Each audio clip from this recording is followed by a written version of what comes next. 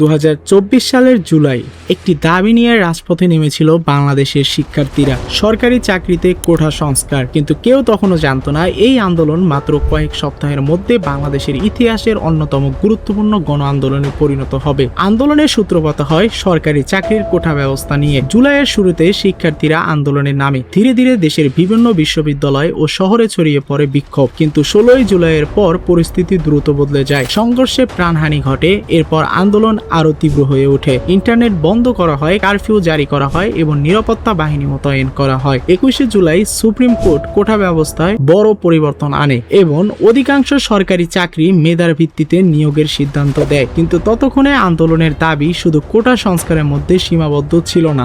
নিহতদের বিচার, গ্রেফতারদের মুক্তি এবং সরকারের জবাবদিহিতার দাবিও সামনে চলে আসে। এরপর আন্দোলনের কেন্দ্রীয় দাবি হয়ে ওঠে সরকারের পদত্যাগ। 4 আগস্ট আবার ব্যাপক সংঘর্ষ হয়, আর 5 আগস্ট পরিস্থিতি পৌঁছে যায় চূড়ান্ত পর্যায়ে। বিক্ষোভকারীরা ঢাকার দিকে এগিয়ে আসে। এরপর প্রধানমন্ত্রী শেখ হাসিনা পদত্যাগ করেন এবং দেশ ছেড়ে চলে যান। একটি দীর্ঘ রাজনৈতিক অধ্যায়ের সমাপ্তি ঘটে। কিন্তু জুলাই 2026-এর গল্প শুধু একটি সরকারের পতনের গল্প নয়, এটি হাজারো মানুষের আন্দোলন, প্রাণহানি, প্রশ্ন, দাবি এবং বাংলাদেশের রাজনৈতিক ইতিহাসে এক বিশাল পরিবর্তনের গল্প। একটি আন্দোলন কিভাবে একটি দেশের ইতিহাসের গতিপথ বদলে দিতে পারে, জুলাই 2024 তারই একটি উদাহরণ। আর এরকম ইন্টারেস্টিং ভিডিও দেখতে চাইলে সাবস্ক্রাইব করুন স্পার্ক হাইপ।